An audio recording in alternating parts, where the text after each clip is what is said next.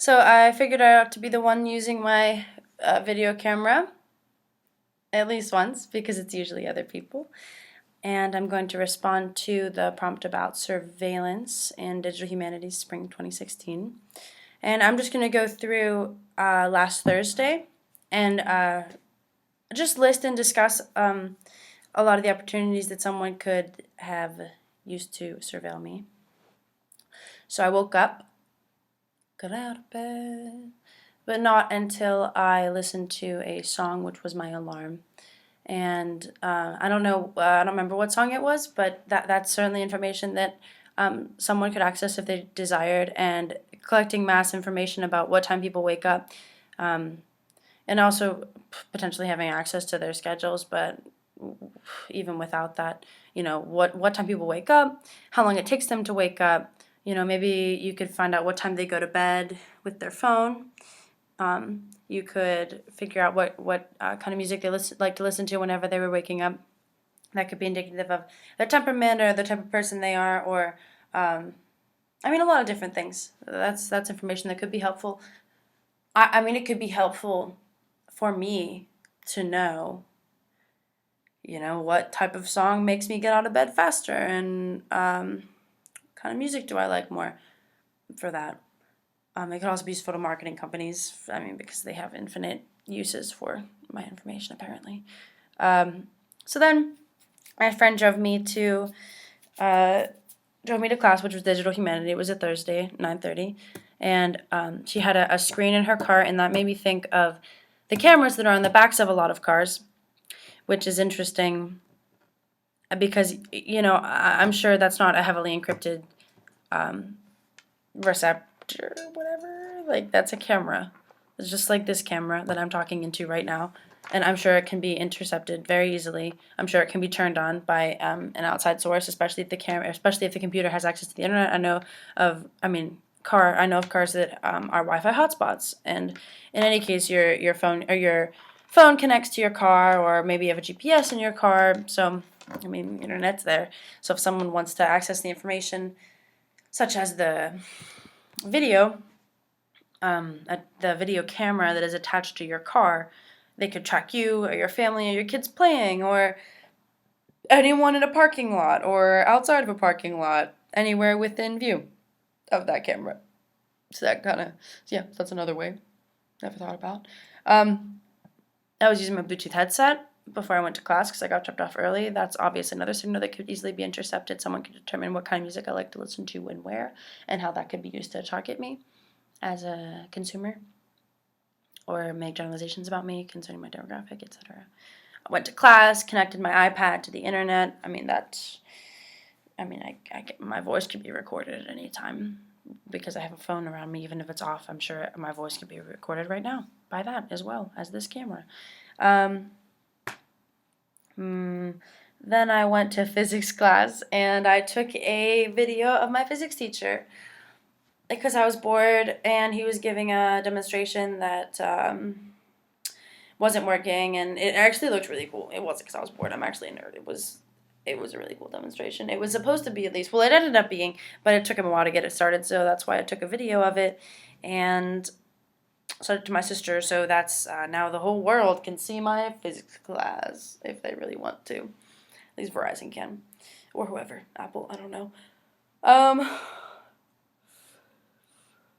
Then I went to and then I went to the doctor's office, and they have something called My UPMC, and it is an account that you set up with your name and date of birth and social security number and all that stuff. And it just makes it really easy for you to access all of your medical records at home, and to be able to directly email your doctors on kind of an intranet sort of thing. It makes going to the doctors a lot easier because they have instant access, even if they're in a completely different building, a different side of the state.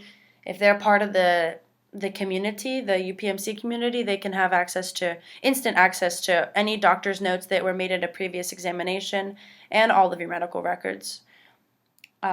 Convenience, but a little bit more danger, I think, is instilled in this system, because I mean, that's very sensitive personal information, so I'm sure that there are people who are in charge of making it safe, but I'm just going to go ahead and assume here that nothing is safe. I mean, if government files aren't even safe, like, why would this be? Yeah, who cares? So convenient, but a little bit scary. Someone can see all my test results for everything and all that stuff. So that could be damaging to someone. Let's say you wanted to run for public office or something and you had like a bunch of STDs, I don't know. Or some kind of like very bad illness. Like that would probably alter your chances of being elected. Just, brainstorming here on things that could be affected. I mean, let alone the the marketing aspect is probably going to be the biggest one here. But I don't think I need to reiterate that. I mean, what could be sold to you based on what you have wrong with you. I mean, if you watch Fox or some kind of channel where there's usually kind of an older crowd watching, the commercials are so hilarious because they're so they're so obviously directed at a specific older audience, like so many medications, like if you've had a heart attack, if your doctor says you have high blood pressure, blah blah blah, like do this, it's for your family. Family. And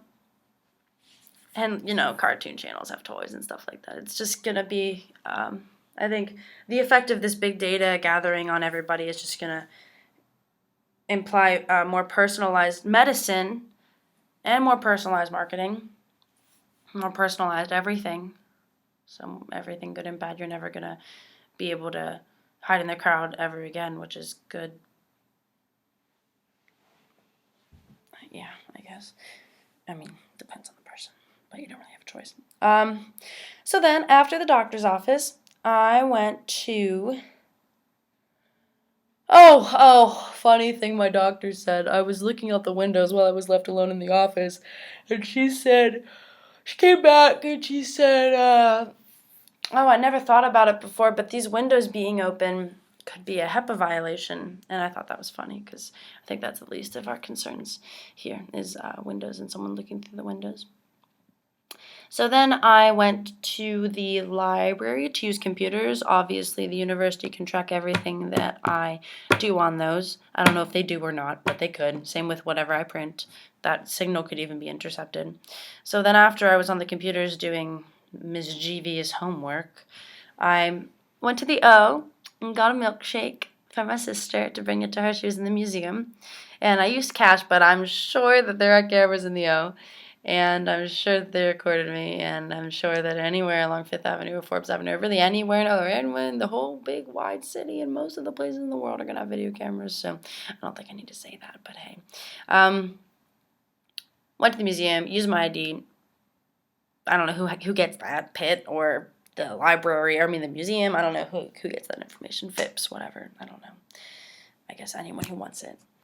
Gosh, I don't mean to be so cynical. It's just this unit really freaked me out. Yeah, went to class again. There was a guard at the museum who was unhappy with us for drinking a milkshake, and and that's type of surveillance, but whenever she left the room, we could just hide it from her. It's different being surveilled by an actual person who's right in front of you than by a computer. Yeah. A lot less scary. I went to class again and did some stuff, and let's see. My sister didn't have her phone, and I was trying to get in contact with her before I went out to the mountains for work, and it was funny because even while I'm thinking and saying all these ways that we can be monitored and people can know where we are, even whenever your phone's off, even whenever you don't intend to be watched, there's always an eye on you, but it's funny that we don't have any access to that. And it was like I was in a cell right next to hers in the Panopticon, and there was someone watching both of our every move, and I just couldn't see her or have any way to access her without an explicit method of communication between the two of us that we pay for, by the way. So that was kind of a Panopticon-y moment. So then I went home, No, I went to her house to see if she was there. Just her roommates were there, so we ended up hanging out. Spotify made me think also of, what kind of person are you? What kind of music do you like to listen to? What does it say about your personality? Blah blah blah, that kind of stuff. So I went to the mountains, and it was nice because no one was there, and I am thinking now about how nice and peaceful and quiet it is, and how isolated it is, and how here, if someone's just walking down the street, you can watch them essentially, and you can see what they're doing and where they're going, and you can see the license plate on a car. But out there, it's nice because no one's watching you, and you can just run around in the streets naked if you want. You can go and do drugs and underage drink or whatever, which is really cool because you can just go in the woods and do whatever. But at the same time, I stay up there alone in a cabin and in a trailer park, and I can't help but thinking every once in a while, if someone were to wish me harm and if someone were to want to hurt me, they could just go up there and they could be in the flashiest car, blasting the loudest music, and no one would ever see it. They could just fade away like a ghost. No license plate would ever be recorded. No fuzzy mug shots. Nothing. They could just do whatever they wanted because there's no surveillance. So I don't know if it's a good thing or a bad thing. I guess whenever you're used to it, it's really feeling it's really freaky. Like once you don't have all these eyes on you all of a sudden and you're alone,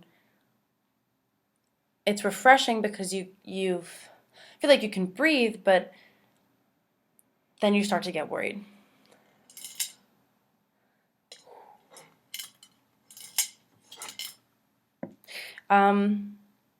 Yeah, so there's that. What I want to say is I don't know if I've heard about government watch lists, and I have a lot of friends who could probably be on those just from looking up things that are in the Anarchist Cookbook and spending a lot of time on the deep web, mining Bitcoin, stuff like that. I'm sure I don't know if that puts you on the watch list. I don't know if Googling the right things or watching Vice or being on house arrest in adolescence. I don't know if I mean.